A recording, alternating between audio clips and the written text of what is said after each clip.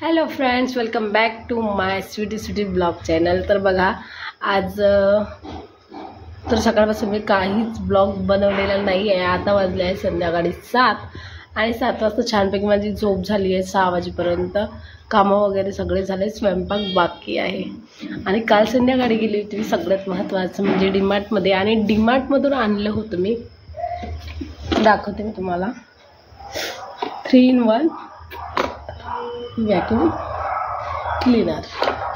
बघा, आता हे सगळ्यात महत्त्वाचं म्हणजे आपण याला यूज करू शकतो। तर हे गाडीसाठी छान आहे बघा, कारण गाडीमध्ये खूप सारा कचरा होता। जेव्हा आम्ही कुंभमेळा गेलो होतो, तिकडून अयोध्या, काशी, खूप काही फिरलो, आणि त्याचमध्ये आम्ही सोबतच पूर्ण फॅमिली होतो गाडीमध्ये। आणि गाडीमध्ये खूप सारा आम्ही चना वगैरे खाल्ला, त्याचा कचरा पण होता। भलेही आणली होती तिला छानपैकी क्लीन करून आणली, पण काही डस्ट असा आहे जो निघत पण नव्हता। तर तो बघा 299 मध्ये आणलेली आहे बघा, दिसते। हा आहे डीमार्टमधून घेतलेला, आणि खास करून याला आणला आहे गाडीसाठी, आणि सकाळी यूज करून सुद्धा पाहिला। याची चार्जिंग फक्त एवढंच आहे, मला असं वाटतं की याची चार्जिंग लवकर खतम होते। याचा आवाज बघा, चार्जिंग याची फुल आहे। आता याचा ग्रीन लाईट लागला ना, चार्जिंग फुल आहे, कारण आज मी याला चार्जिंग केली, कारण उद्या अजून काही गाडीमध्ये डस्ट आहे तो काढायचा आहे। आणि सोबतच आणली होती बघा, हा जो पडदा आहे राधावाला, हा आणला होता मी अकोल्यावरून, बघा दाखवते। राधाने यावर पण छान आहे बघा, खूप मस्त पडदा आहे हा आणला होता मी अकोल्यावरून, आणि खूप छान असं, म्हणजे प्राईस एकदम कमी होती, खूप जास्त महाग नव्हता। आणि तोच पडदा मी ऑनलाईन बघितला, 350ला होता। आणि हा पडदा बहुतेक मी समथिंग 150 रुपयाला असा काहीतरी अकोल्यावरून आणला होता। तिथे पण खूप काही स्वस्त मिळते। तुम्ही जर कधी तुम्ही जर अकोल्याला राहत असाल किंवा कधी जात असाल तर नक्की अकोल्यावरून शॉपिंग करा, खूप स्वस्त आणि खूप मस्त असं मिळते। त्याला आपण म्हणून म्हणजे फुल पैसा वसूल असं प्रोडक्ट तिथं राहते। तर सोबतच काल मी आणली होती प्रेस, दाखवते। काल मी शर्ट सकाळी प्रेस केला आणि ठेवली। तर घरी कपडे प्रेस करायचे म्हटलं तर खूप कपडे निघते, आणि बाहेर जर प्रेसला कपडे द्यायचे म्हटलं तर 10 रुपये शर्ट आणि 10 रुपये पॅन्ट, आणि जर आपल्या असलं साडी वगैरे तर 30 रुपये का 20 रुपये घेतं। आणि आरामातच म्हणजे असं समजून घ्या ना, महिन्याचा खूप खर्च असतो प्रेसचा। त्यापेक्षा घरी प्रेस आणली, स्वतः केली, ठेवून दिली, ते कधीही चांगलं, ठीक आहे। अजून काल मी काय आणलं ते दाखवते। आता आली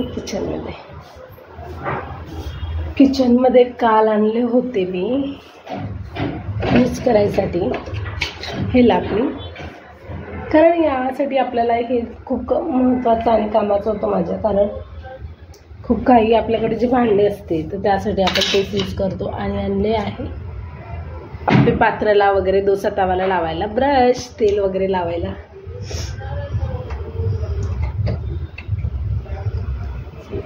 सोबतच आणलं होतं काल मी आप्पे पात्र, आणि हे सुद्धा मी काल डीमार्टमधूनच आणलेलं आहे। त्यावर झाकण नाही आलं, बस एवढंच आलं होतं। काल संपला होता घरचा राशन वगैरे संपलं होतं, तर तेही आणलं। सोबतच आणले आहे ड्रायफ्रूट, म्हणजे बदाम, काजू आणि मनुका।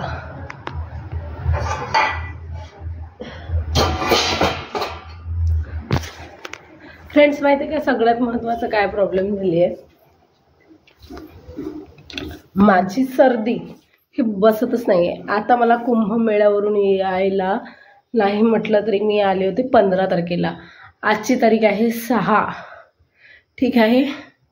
तर आता बघा किती दिवस झाले, तरीही मला अजूनही आराम सर्दीला पडलेला नाही। माझा घसा अजूनही तेवढाच दुखते, आणि माझं डोकंही तेवढंच दुखते, आणि सोबतच माहीत नाही, रात्री माझे दोन्ही डोळे पूर्ण, म्हणजे आपण म्हणतो डोळे आले तेव्हा चिपकते, तर पूर्ण असे पूर्ण पॅक झालेले होते। जेव्हा मी सकाळी उठली तेव्हा माहीत नाही नेमकं माझ्यासोबत चालू काय आहे हेच मला कळत नाही। खूप जास्त भीती वाटत आहे, काय झालं असेल काय नसेल झालं, तर तेवढं काही आपण घरी सांगू पण शकत नाही. कसं जास्त कोणाला म्हणजे जास्त घाबरवून देणं हे चांगलं वाटत नाही. पण मी आराम करते, तेवढाच रेस्ट करते. दुपारी 2:30 वाजतापासून तर 5:30 वाजेपर्यंत 6 वाजेपर्यंत आरामात झोप घेते, कारण मला सकाळी 4:30ला उठायचं सुद्धा असते.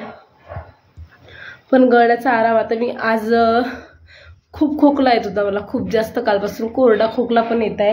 तर त्यासाठी नाही का मी मगाने मस्त अद्रक बारीक केला, त्याचा रस काढला आणि त्याच्यात 2 चम्मच सहज टाकले आणि खाल्ले चाटण. तर मला तेव्हा थोडं छान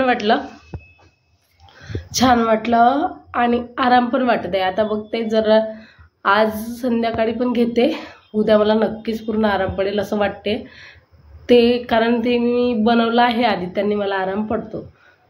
त्यासाठी मी सर्दीच्या गोळ्या एवढ्या साऱ्या गोळ्या घेतल्या, खूप साऱ्या गोळ्या, 2-4 दिवस घेतल्या असेल, 5 दिवस घेतल्या असेल, कितीदा मी गोळ्या आणल्या आणि घेतल्या सर्दीसाठी. पण सर्दीनं सुद्धा मला आराम नाही पडत आहे.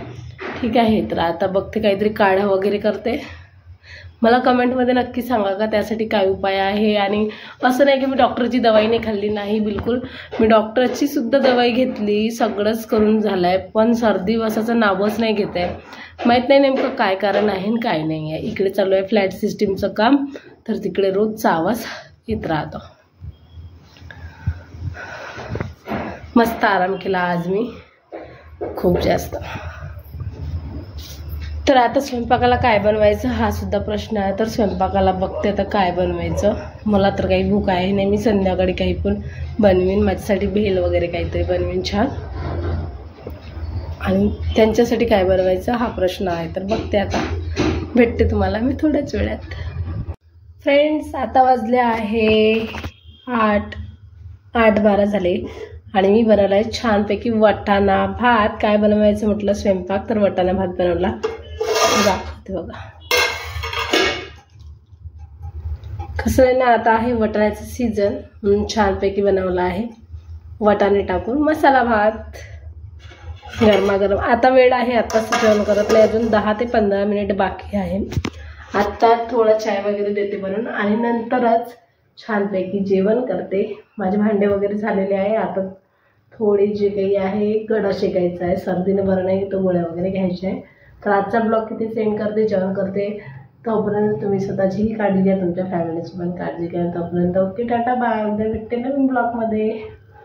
ओके फ्रेंड्स, आणि आतापर्यंत जर चॅनल लाईक नसेल केलं, सबस्क्राईब नसेल केलं, तर प्लीज चॅनल लाईक करा, सबस्क्राईब करा, कमेंट करा आणि ब्लॉग डेली बघत जा आणि सपोर्ट करा. सबस्क्राईब करायला बिलकुल विसरू नका. तोपर्यंत ओके, टाटा बाय.